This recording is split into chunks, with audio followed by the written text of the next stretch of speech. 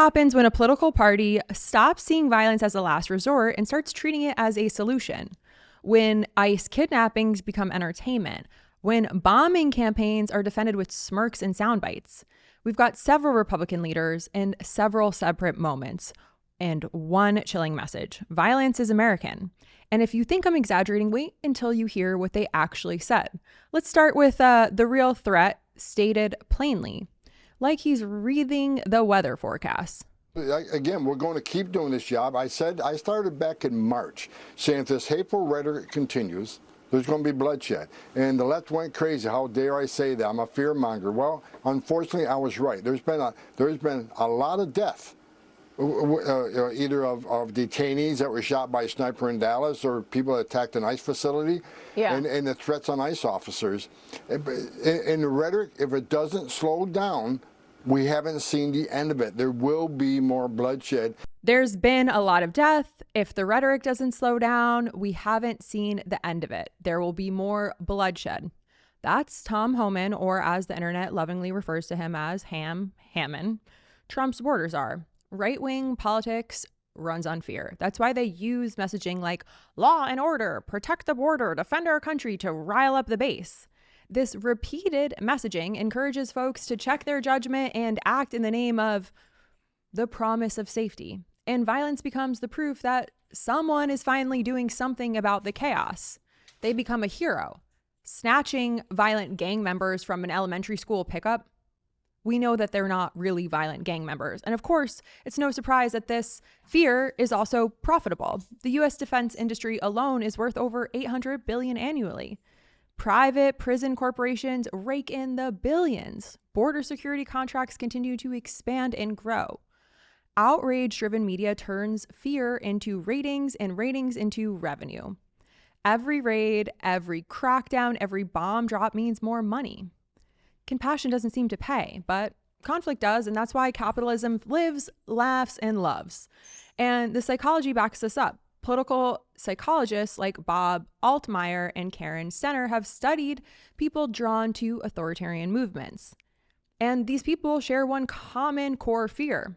They fear chaos. Uncertainty scares them. They need order. They need hierarchy. They need punishment for anyone who disrupts these things. Violence doesn't feel cruel to them. It feels like restoration. Brutality then becomes justice. Once that mindset takes hold, every crackdown gets reframed as necessary, even noble, when we see them snatching mothers from elementary school pickup. Now watch what happens when the violence gets caught on camera, when there's video evidence of state-sanctioned brutality. You'd think that would spark some accountability, maybe even outrage. Instead, you get this. Even worse than protesting, you had attacks on ICE agents in Chicago. Or around Chicago. In Evanston, an immigration agent caught on camera delivering defensive strikes against a suspect who allegedly tailgated a Border Patrol vehicle, put his hands on an agent, Tom. So, you know, your agents there on the front lines and also facing off against attacks on them personally. Okay, so that's Maria Bartiromo reacting to an ICE agent slamming a man's face into concrete for presumably exercising his First Amendment right to free speech as defensive strikes. Refresher on Maria used to report from the New York Stock Exchange. Now she's named in a $1.6 billion defamation lawsuit. She gave Sidney Powell airtime to claim that Dominion voting machines were rigged by Venezuela and George Soros. Dominion sued. During discovery, text messages showed Fox hosts, including Maria, privately admitting that the election fraud claims were false. Then they went on air and repeated them anyway. She allegedly received stock tips from SoftBank's CEO while covering his company. She didn't disclose the relationship. She used the interview time with Trump to ask about UFOs while cries were unfolding. She promoted hydrocodone as a COVID cure. So yeah, her reaction is predictable, but that doesn't make it less dangerous. Maria knew her controversial and false election fraud claims were lies. Text messages that the Dominion lawsuit had proved it. She repeatedly doubled down on them anyway. And so when she calls an agent who's slamming somebody's face into concrete defensive strikes, she's training millions of viewers to dismiss what they see with their own eyes. She's shifting what's considered acceptable to do to human beings. She's trying to use protests as a justification for expanded state brutality and power. So if immigrants and protesters are exist as an existential threat, then militarized borders, mass deportations, and detention camps and surveillance all become necessary. Authoritarianism requires emergencies. Immigrants provide a permanent one to these delusional lunatics. And this is their way of energizing the base without costing the donor class a dime. Corporate donors don't care if Trump attacks immigrants. They care if he raises their taxes or regulates their industries. Anti-immigration rhetoric fires up voters while leaving this economic hierarchy untouched.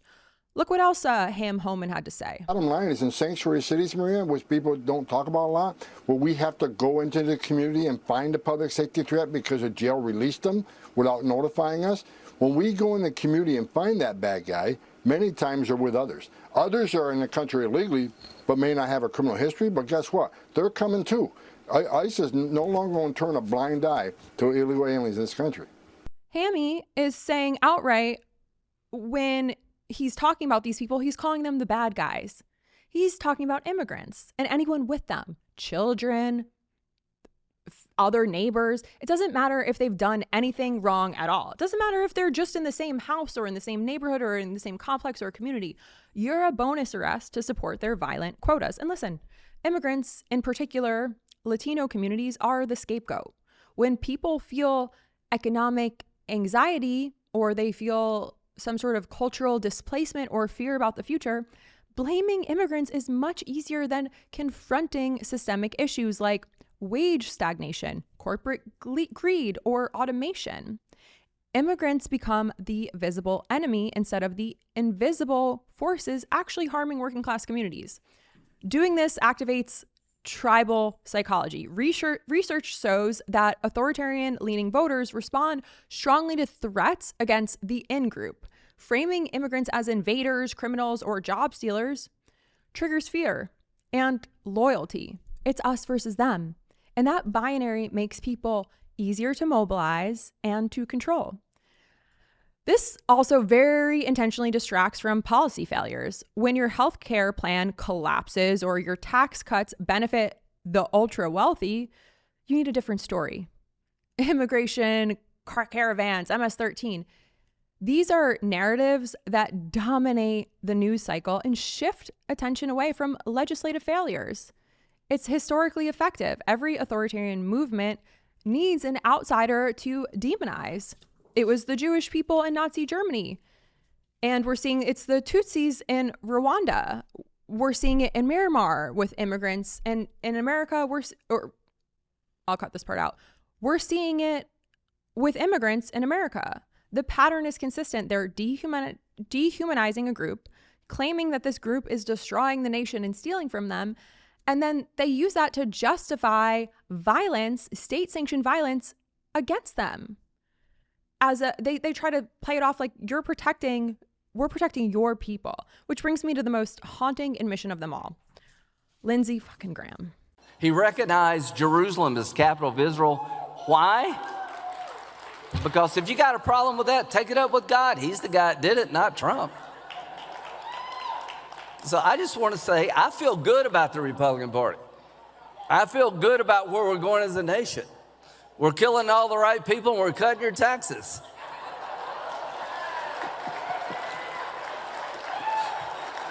Trump is my favorite president. We've run out of bombs. We didn't run out of bombs in World War II. So he says, I feel good about where we're going as a nation. We're killing all the right people and we're cutting your taxes. A sitting U.S. senator said that proudly, and the crowd cheered. Listen, what happened on October 7th was a massacre and an act of terror. And also what has transpired since in Gaza with the annihilation of people who have nowhere to run is an atrocity in Gaza. And these numbers have been reported by NPR as of last month. More than 60,000 Palestinians have been killed, 170,000 injured, 40,000 permanently disabled, Hospitals have been bombed. Journalists have been killed in record numbers. Entire family lines are gone. The numbers don't support precision in Gaza. Gaza is rubble. And Graham is celebrating the destruction of an entire population. And most despicable of all, he connects it to killing people to cut taxes. He's using those phrases in the same breath. Both are rewards for his base. Both are proof he's delivering violence. It's part of his campaign promise. It's a legislative achievement to this dick. Graham stripped away euphemisms. He said the policy has always been there, and he's communicating it directly that there are people whose deaths don't matter. People whose children can be killed without any consequence and with a round of applause. People whose homes can be leveled, whose hospitals can be bombed, whose entire communities can be erased. And American leaders will call it justified. When Israelis are killed, they're named. Their faces are shown, their families are interviewed, their deaths are treated as individual tragedies, which they are.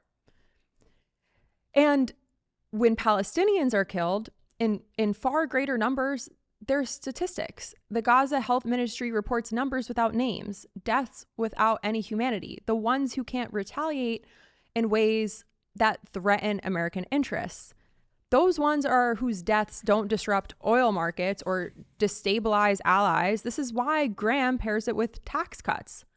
Both are about serving a constituency that benefits from inequality. Tax cuts for the wealthy, bombs for the occupied. The message is the same. Some people matter and some people don't. Some people are obstacles. And American power exists to reward the former by eliminating the latter. And once a government starts believing that there are right people to kill, it never stops. It doesn't stop at a border. It doesn't stop with ICE raids or airstrikes or police brutality or campaign speeches. The message is the same. Violence to them equals virtue. The question isn't whether they're obsessed with death and violence. The question is how long the rest of us will let them rule through it. And if you've enjoyed this video, subscribe to my channel. This is my only channel now. I self-fund 100% of this work. I run everything solo, no team, no network, no party backing. I research, write, clip, program everything myself. Every piece of content you see here is made by me from start to finish, and my dog who keeps bringing me the ball. And your support directly keeps this work alive. We need more pro-democracy voices to counter the endless misinformation and violence and propaganda coming from the right. I can't grow this work without you. So if you value this, subscribe, share it with a friend, and let me know in the comments what you want to see more of.